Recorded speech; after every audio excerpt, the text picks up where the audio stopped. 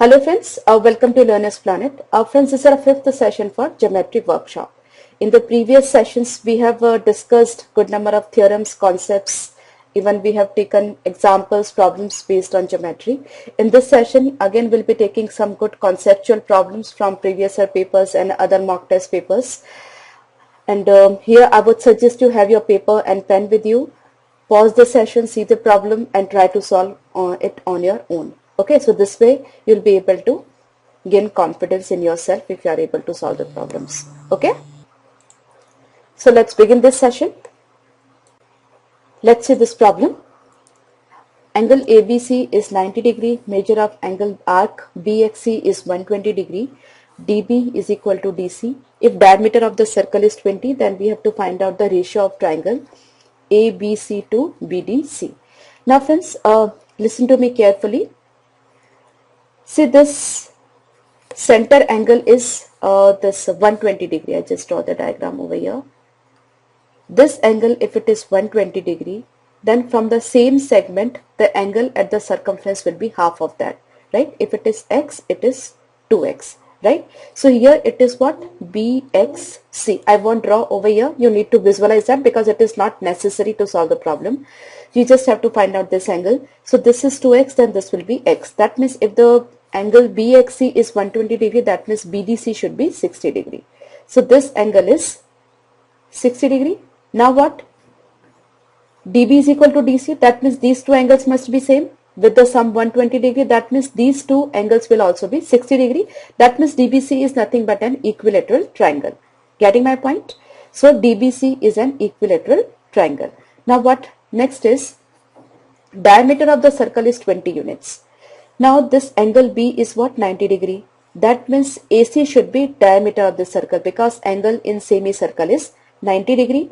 That means AC is this ABC is forming semicircle and AC is diameter with length 20 units, right? Directly we cannot say AC will be 20. If this angle is 90 degree, then only AC will be 20 because angle in semicircle is 90 degree. So this length is what? 20. Now what? See, this is the segment BC. On this segment we are getting this angle BDC. On the same segment we are getting the other angle BAC, right? Angles on the same segment are always equal. So if it is 60 degree, it has to be 60 degree. Now if it is 60, it is 90, then it must be 30, right? Now suppose this is X and this is Y. Now to find out the area of triangle ABC, what we need? We need length of AB and BC. Now X and 20, the relationship is given by sine theta. Here theta is what? 30 degree, opposite to perpendicular. So sine 30 degree is what? Half is equal to X by 20. That means X is equal to what? 10. So this length is 10, this length is 20. So this length will be 400 minus this 400 minus 100, that is root 300, or we can say 10 root 3. Now 10 root 3, that is the side of this triangle and that is base of triangle ABC. Okay. So now we have to find out the area of triangle ABC to area of triangle DBC. ABC area will be what? Half base into altitude, right? And area of triangle DBC is what? At an equilateral triangle, root 3 by 4, side square, side is what? 10 root 3 into 10 root 3, right? That's you, or you can say 300, right? So that's this. So this 10 and this 10 is cancelled. So finally it is root 3 into root 3, 3, and this 2 will go into numerator. So it's 2:3, right?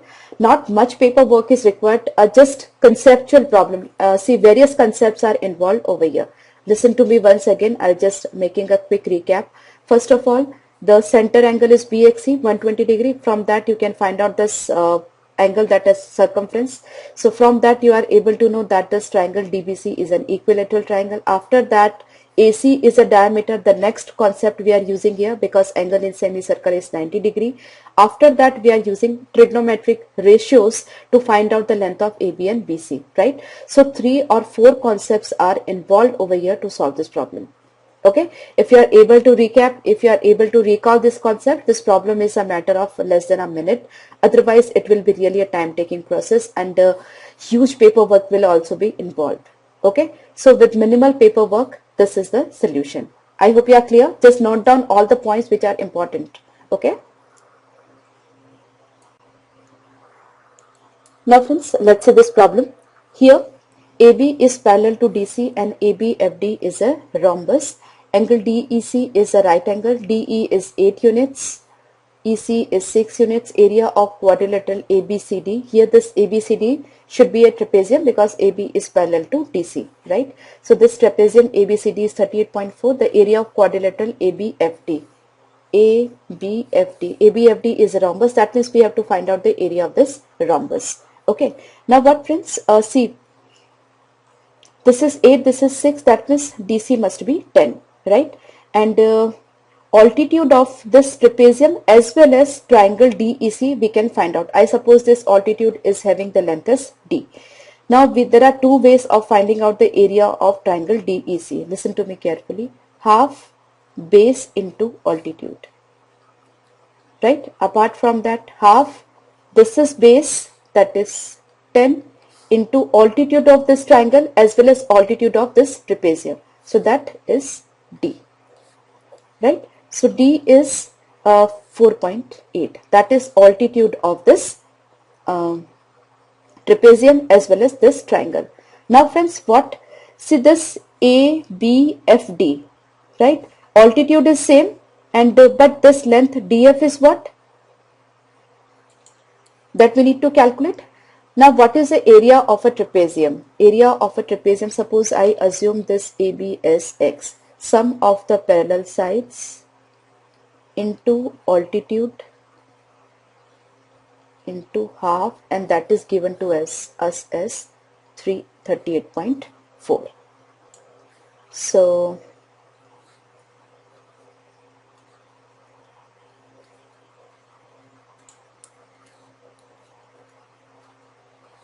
X plus 10 is 16, that means X is 6. That means this length is 6.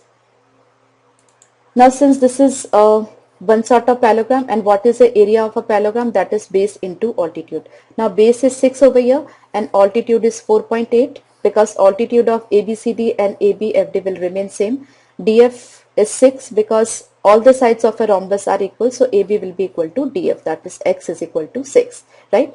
So base is 6, altitude is 4.8, so 6 into 4.8, that is a bit less than 30, so that's 28.8. Okay, so this way you can do this problem easily. See, in the problems which are asked in CAT examinations, they are generally conceptual, right? Not very lengthy, not a lot of paperwork is required, but the problems are really conceptual, right? So let's take the next one, and do note down the important points so they can be used in solving the problems which we are going to discuss afterwards. Okay, let's take the next one.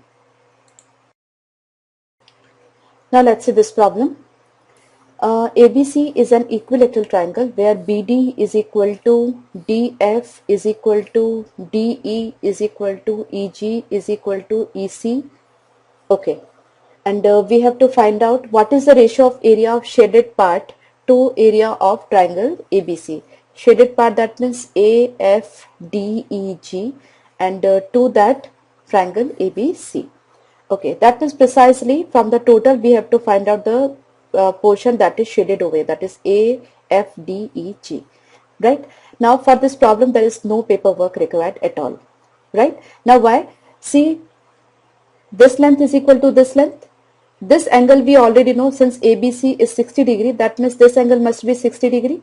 Now this length is equal to this length, that means this angle should also be 60 degree, then that means this should also be 60 degree. That means BFD is nothing but an equilateral triangle. Similarly, EFG is also an equilateral triangle. Now this length and this length, all of the three lengths are equal. That means there are three equal partitions of this line BC.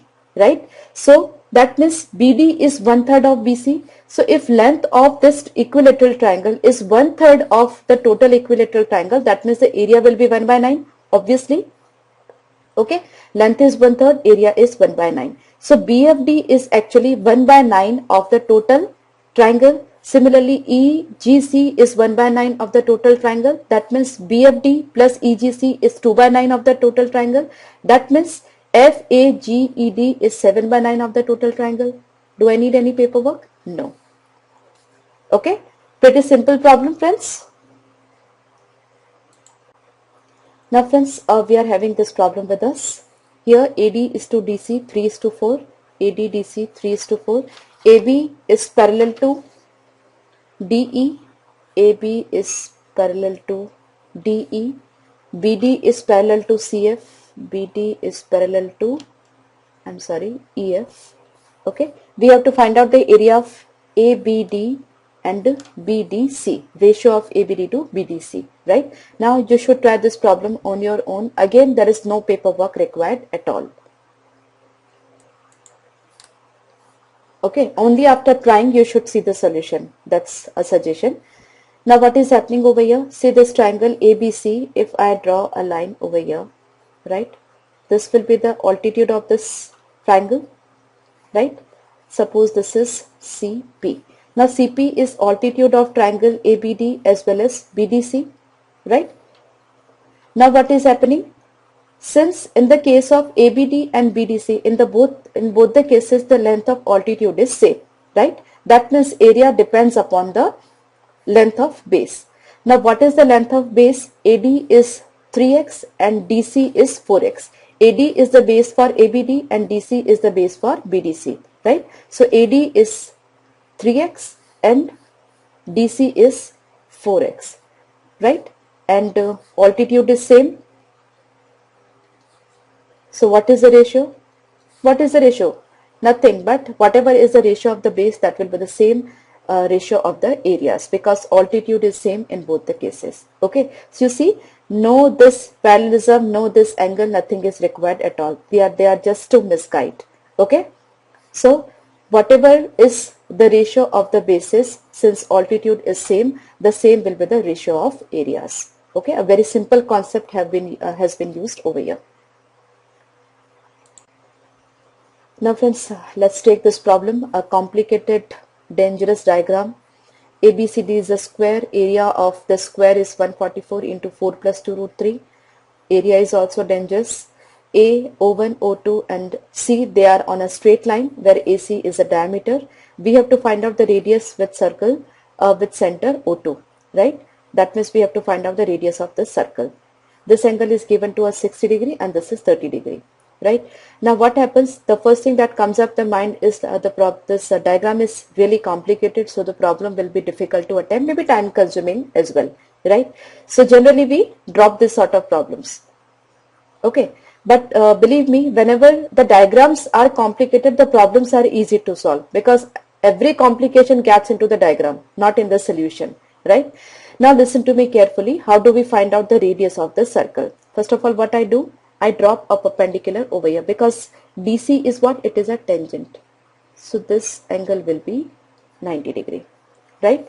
Now AC is what? It is, I assume radius of this circle to be R. This is R. Now what? See, AC is what? That's diagonal of this square.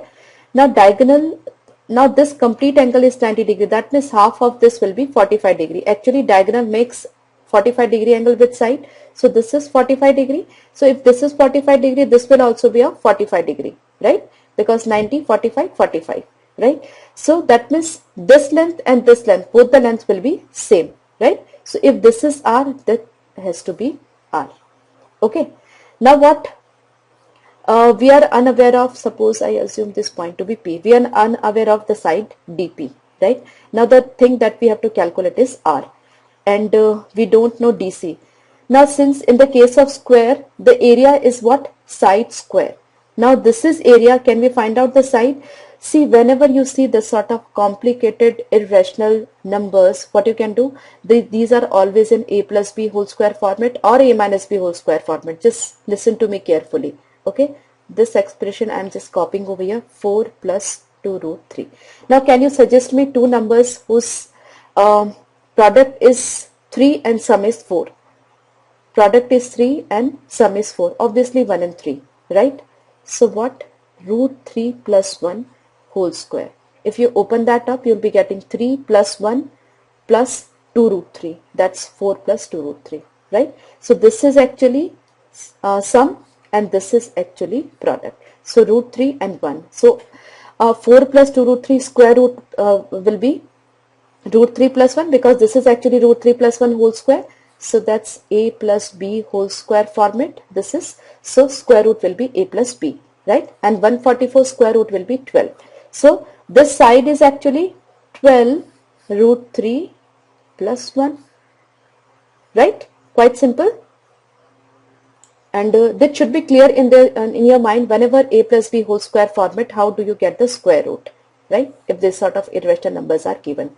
Now what, I'll be using trigonometry over here to make the problem simpler. As I've told you in my basic sessions also, that you should be knowing the basic trigonometric ratio and their values.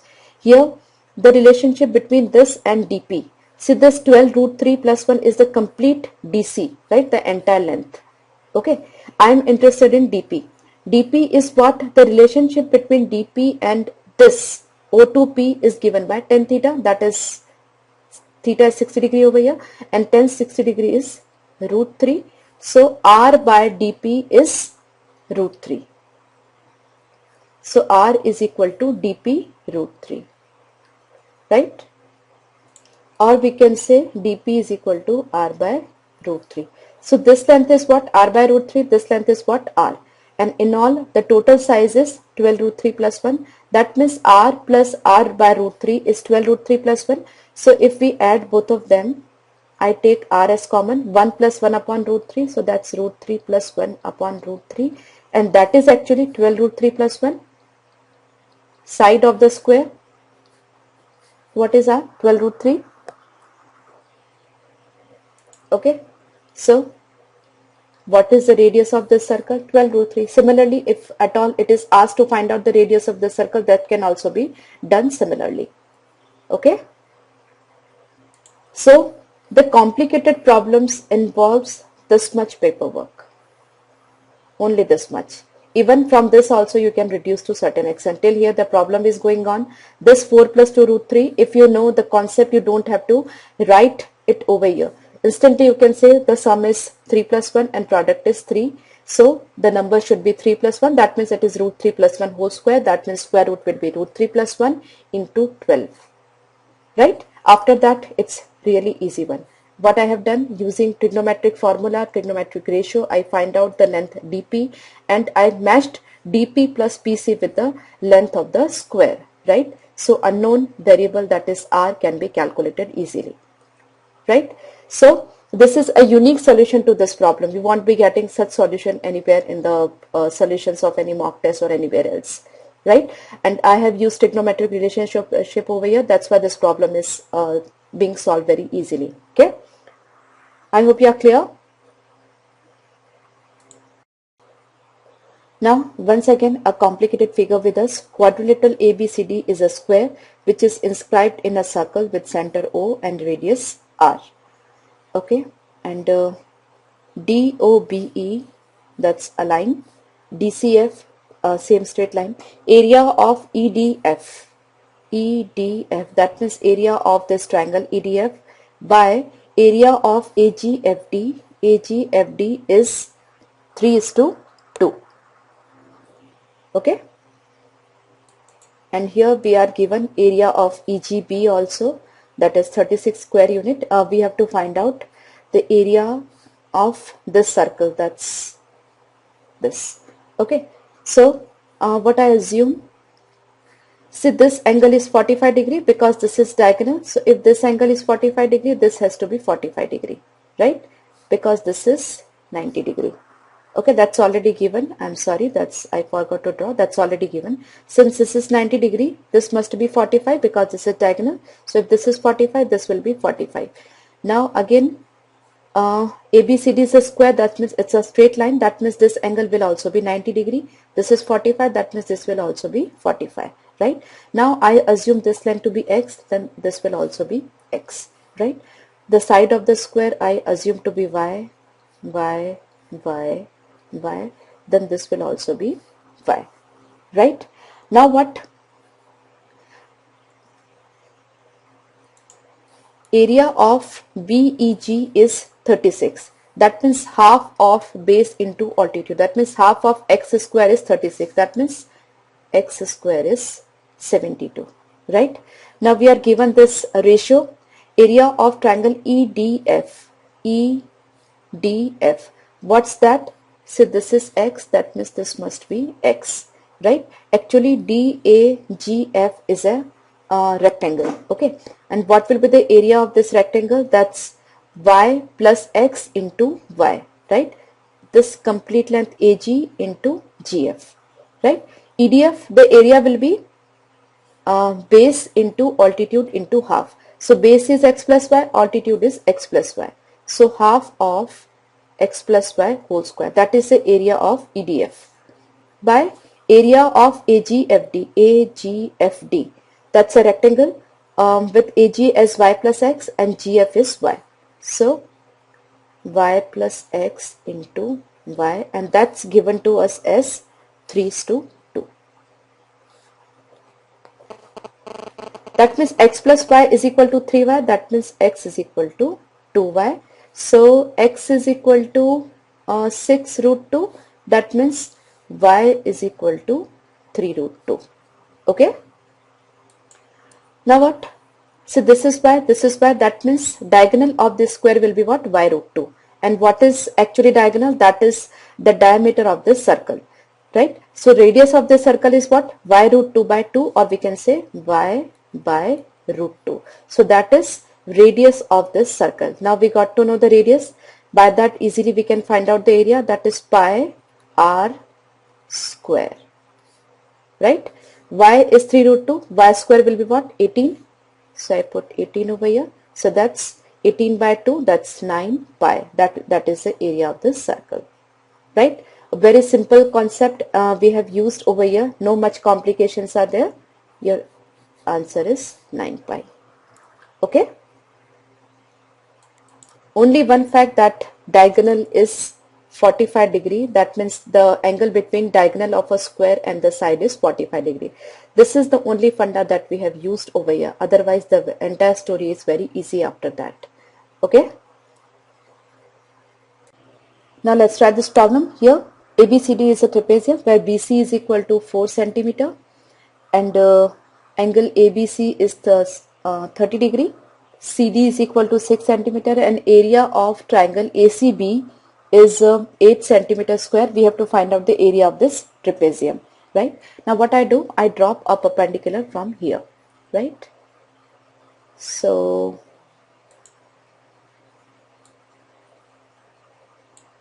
okay, so this, okay. Now area of ACB is 8 centimeter square. I suppose this to be x. Now relationship between this and this is given by sine theta, right? So x by 4 is sine 30 degree. Sine 30 degree is 1 by 2. That means x is equal to 2. That means this length is 2, right? Or we can say altitude of this trapezium is 2.